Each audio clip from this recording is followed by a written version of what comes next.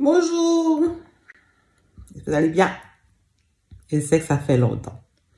Donc aujourd'hui, j'ai décidé de faire une vidéo vlog en fait, c'est-à-dire de vlogger avec, bon, vlogger non, puisque je suis dans la maison.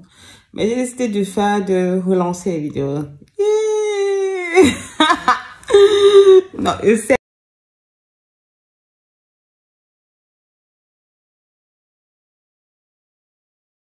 que je suis pas constante et consistante en fait, mais bon.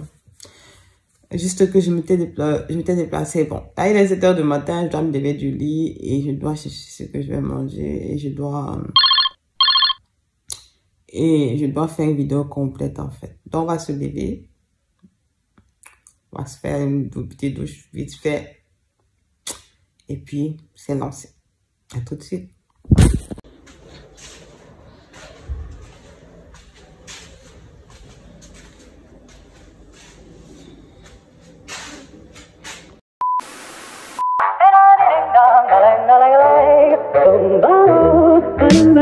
La puissance, gros c'est la puissance, c'est la puissance, la puissance, gros c'est la puissance, c'est la puissance, la puissance. Bonjour à vous, c'est quitté du lit, vous fini et je me retrouve là, il est 8 h du matin. Ma voix est super rock en fait et ça parce que je viens de me lever. Ces derniers temps je me lève super tôt, je ne sais même pas pourquoi à la base. Moi qui adore dormir et les semaines sont longues. Les semaines sont longues et normalement je devrais dormir plus, mais je me rends compte que j'ai une charge de sommeil très basse ces derniers temps. Les avis. Voilà, j'espère que vous allez super bien, j'espère que vous allez super bien. Je me suis dit que je peux pas terminer le mois d'avril en fait. Déjà, bonne fête de Pâques. Et je me suis dit que je ne peux pas terminer le mois d'avril en fait sans faire de vidéo. Parce que c'est pas juste et c'est pas ce que j'avais prévu pour cette année. En réalité, je me suis déplacée énormément ces derniers mois. Je n'étais pas très stable parce que je suis, comme on appelle un oiseau voyageur. Et puis jamais sur place très longtemps.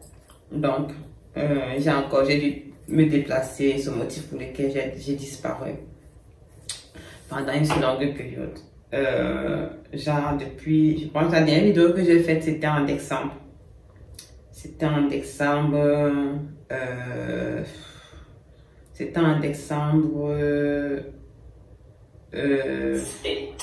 de commencer cette vidéo, je tiens à... C'était en décembre 2022, je crois. La dernière vidéo que j'ai faite, c'était en décembre. Et là, j'étais dans une ville, dans un pays, parce que je change de pays en général. J'étais dans un pays, puis j'ai dû me déplacer. Donc, comme j'ai dû quitter d'un pays, j'ai dû me déplacer d'une zone à une autre, en fait. Ça a été tout un changement complet à refaire, réaménager, trouver la maison et comme ça. Et donc, ce qui s'est passé, c'est quoi? C'est que, c'est vrai, depuis janvier, je suis dans cette ville-ci. Le problème qui se posait, c'est quoi? C'est que lorsque je voulais faire des vidéos, il y avait parce que la maison était vide, il y avait l'écho. Et je déteste quand il y a l'écho dans les vidéos. Je déteste l'écho. Et j'avais pris quelques micros, mais ça ne me donnait pas le retour que je voulais. Ça me donnait pas le retour que je voulais, ce qui fait que j'ai arrêté. J'ai dit, ok, mieux, je préfère avoir à base une mauvaise vidéo, mais le son doit être quand même de bonne qualité. C'est-à-dire, on doit bien m'écouter parce que je joue très peu sur le visuel, je joue plus sur le son. Le plus important pour moi, c'est qu'on écoute ce que je dis. Et si lorsque je parle, on ne peut pas m'écouter, alors ça ne vaut pas la peine de tourner cette vidéo. Dieu a voulu, j'ai trouvé un espace dans la maison qui a moins d'écho. Je commence à la cuisine, j'ai aménagé un peu et voilà, au fur et à mesure, je vais me débrouiller à trouver un espace où je pourrais mieux tourner, arranger le set et avoir quelque chose de beaucoup plus décent. Alors, j'espère que vous allez bien. Moi, plutôt, ça va. Hein. Ça va super bien. Depuis de vendredi à mercredi, je suis encore au travail, donc ça va, je me repose énormément. Vous avez une belle année j'espère que votre année a bien commencé. Et donc, aujourd'hui, pour relancer ma saison de critique, en fait, ma nouvelle saison, en fait, j'ai décidé de lancer d'aller d'abord sur les vidéos et de sélectionner quelques commentaires qui ont été laissés et des commentaires qui ont des questions. Pas des commentaires généralistes, des commentaires qui ont des questions et répondre à ces questions-là. J'ai pu, bon, je vais m'arrêter à juste 5 ou 6 commentaires. Et puis, les plus intéressants, parce que j'ai remarqué que lorsque je répondais en message, je n'étais pas très précise, je n'étais pas très, je concentrais la réponse. Alors, je me rends compte que certaines personnes, carrément, ils ont besoin de réponses beaucoup plus, je veux dire, plus expansives. Et quoi. Voilà.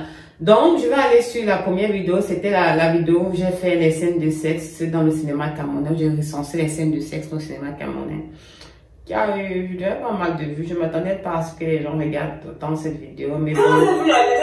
Donc, mais de toutes les façons, les gens ont eu des retours assez positifs par rapport à cette vidéo et quelques questions.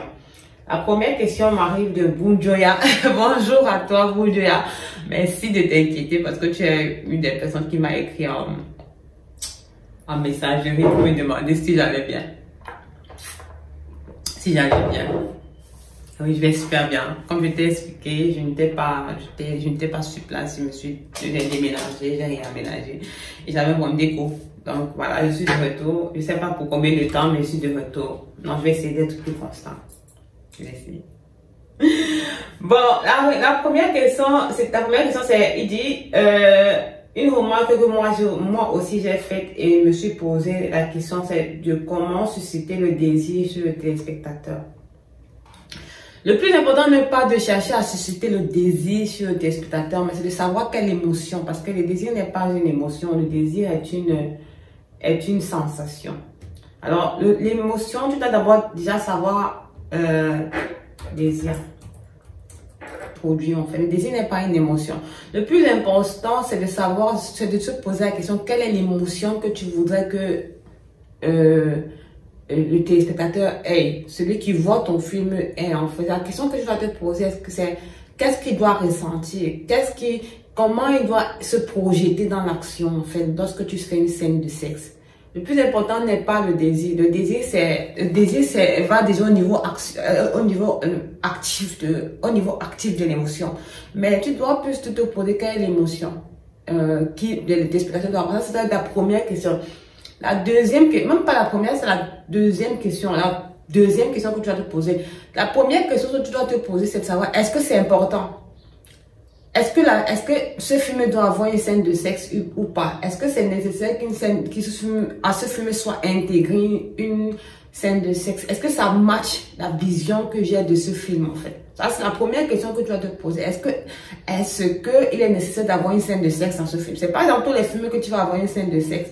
C'est pas dans tous les films que tu vas avoir un baiser. C'est pas dans tous les films que tu vas avoir de la sensualité. Il y a des films qui ne sont pas orientés, qui ne portent pas vers une finalité sexuelle. Ou bien il y a des films qui n'ont pas la nécessité d'intégrer l'élément sexuel, l'acte sexuel à l'intérieur de ce contenu-là. Donc, c'est de se poser la question, est-ce que c'est nécessaire ou pas?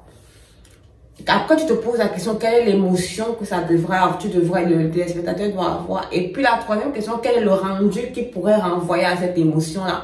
Quand je parle de rendu, parfois tu vas voir la majeure partie des films sont tournés, des scènes émotionnelles ou sexuelles sont tournées autour de la sensualité. C'est tourné autour de la suggestion. Ça laisse la possibilité à l'imagination, c'est-à-dire ce ne sont pas des sexes, on appelle ça des actions non finies. Pourquoi? Parce qu'on est toujours sur la possibilité ou vous donner la chance au téléspectateur de construire la scène dans son imaginaire en fait.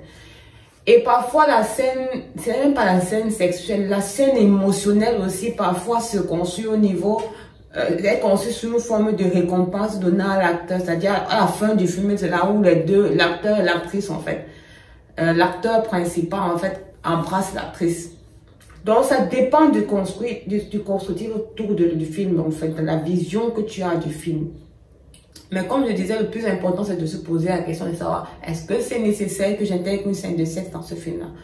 La quatrième chose que j'aimerais aussi que tu te poses comme question, c'est de savoir aussi, est-ce que la typologie de film que je renvoie en fait, ou bien est-ce que le contexte, dans le contexte dans lequel est construit ce film, ou bien la culture dans le film dans lequel est construit, pour lequel est construit ce film-là, pour laquelle, la culture pour laquelle est construit ce film-là, la culture pour laquelle est construit ce film-là, accepte une certaine typologie, ou bien peut accepter, ou bien nécessite, ou bien même peut recevoir positivement ce type d'acte-là, ce type d'action-là. Voilà, ce sont les éléments que je vais te poser. Mais je tiens à rappeler que dans 90% des films camerounais, dans 90% des films, on est plus sur des histoires liées au quotidien ou à la vie sociale. On est plus dans la volonté de représenter la quotidianité, je dirais, des populations ou des personnes. C'est-à-dire, on est toujours dans le besoin de représenter la vie sociale, comment les gens interagissent et la vie culturelle. Donc, parfois, la scène sexuelle dans cette typologie de contenu n'est pas nécessaire. On ira plus, comme je disais tantôt, sur la suggestion. Un exemple de film que je référencerai comme ayant respecté ce critère culturel-là, culturel-là, je dirais, c'est Waka. Parce que si tu regardes les scènes de sexe de Waka, ce n'est pas vraiment des scènes de sexe, mais on est plus dans la suggestion. Pourtant, on parle d'un film, on parle d'action ou bien d'un script qui est basé sur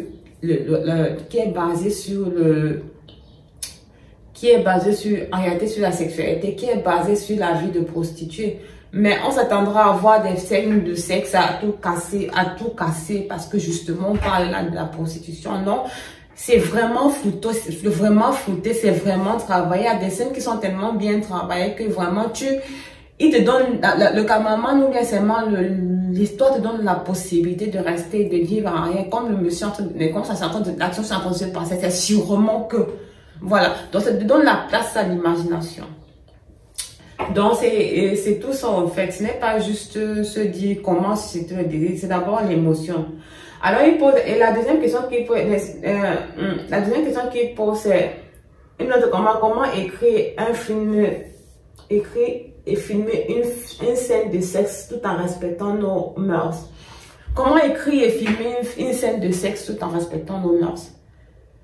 Tout dépend de la vision de mœurs que tu as, de nos mœurs que tu as. Si tu as une vision conservatrice en fait, si tu as la volonté, parce que moi c'est ma vision en fait de nos mœurs, comment je souhaiterais que nos mœurs se soient représentées à l'international, c'est une vision conservatrice en fait. Donc dans la mesure où on est plus dans la suggestion, on est plus dans l'intimité, on est plus dans le contrôle en fait à ce niveau, au niveau du sur le plan sexuel. Mais comme je disais tantôt, c'est de se poser la question, c'est nécessaire en fait. Est-ce que c'est nécessaire d'intégrer une scène de sexe? Dans le moment où tu peux savoir si c'est nécessaire d'intégrer une scène de sexe, tu sauras comment la produire en fait. Et une autre chose que je te conseillerais, c'est de regarder dans d'autres films. Regarde dans d'autres films, dans d'autres cultures, comment ils ont exposé la scène de sexe en fonction de l'émotion qu'ils voulaient renvoyer. Quand je parlais dans d'autres cultures, je ne dirais pas les cultures ouvertes, extrêmement ouvertes comme les cultures américaines. Je parlerai plus des cultures comme les Chinois ou bien les Indiens et comme ça. À ce moment-là, tu pourras avoir leur clé de lecture de l'action sexuelle et savoir comment intégrer cela. Maintenant, après, l'essentiel, c'est de savoir pourquoi est-ce que tu tournes cette scène sexuelle, quelle est l'émotion, quel est le point le plus important que tu aimerais sortir dans ton film. Si la scène sexuelle est secondaire, tu n'as pas besoin de tourner des films où il y aura des personnes qui se couchent ensemble. Ce n'est pas nécessaire. Tu peux te raconter une histoire sans intégrer cela. Mais tu peux aussi raconter une histoire en le faisant de manière subtile, en fait. Je pense avoir vu beaucoup de films camerounais, il n'y avait pas de scène de sexe, mais pourtant, l'histoire tenait la route, en fait. L'histoire tenait la route, c'était ça. Donc, tu n'as pas besoin particulièrement d'intégrer la scène sexuelle dans un film camerounais en respectant nos mœurs. La culture camerounaise telle qu'elle est construite, en fait, n'expose pas la sexualité. Maintenant, après, c'est vrai, vous me direz, on est dans la modernité, mais qu'est-ce qui est plus important? Vendre notre culture de manière à ce qu'on puisse nous connaître en tant que tel, ou bien copier les cultures externes. Voilà, donc, c'est ça qui est l'essentiel selon moi. Bon, j'espère avoir répondu à ta question. Et lorsque tu décides, et si, quand bien même tu décides de tourner une scène sexuelle, ne tourne pas une scène sexuelle juste de manière, c'est-à-dire, il faut faire attention à la composition environnementale, c'est-à-dire faire attention à la décoration, faire attention aux lumières, faire attention aux pastelisation des lumières, en fait, parce que plus les lumières sont pastel, plus il y a plus de détails sortent, il y a plus d'agressivité à l'intérieur de la scène. C'est pour ça que la majeure partie des cas, tu verras que beaucoup de films où sont tournés, où sont intégrés les scènes sexuelles, en fonction de la scène, il y a un jeu de lumière qui est fait en fait. Il y a toujours un jeu de lumière qui est fait parce qu'on sait que la majeure partie des scènes sexuelles, même s'ils ne sont pas complètement, tout ça, ils ne sont pas complètement construits, ils ne sont pas terminés, parce qu'ils ne sont pas terminés, lorsque l'acte sexuel n'est pas conclu en fait. On est beaucoup plus sur le jeu de lumière, on est beaucoup plus sur le jeu de la composition, on est beaucoup plus sur le jeu du mouvement corporel. Ça permet justement de construire ces scènes sexuelles de manière beaucoup plus beau en fait, beaucoup plus saine, beaucoup plus belle en fait, mais surtout beaucoup plus chaleur, ça veut dire beaucoup plus contrôlée. Et ce qui fait que ça permet de renvoyer l'émotion juste en fait. Aux téléspectateurs. J'espère avoir répondu à ta question, Joya. Voilà, je vais passer maintenant à...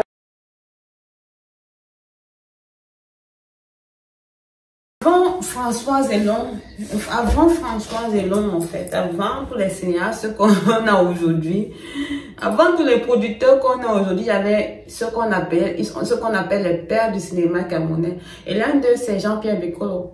Quand je parle de Jean-Pierre Bekolo, je référence automatiquement le quartier Mozart. On est en 1992, la télévision arrive au Cameroun en 1985. C'est l'un des pères du cinéma camerounais. Je parle du cinéma camerounais. Et à l'époque, on était encore sur un principe de théâtralisme, en fait. Mais il a réussi à faire un film qui associe théâtre et cinéma, et de manière la plus élégante possible.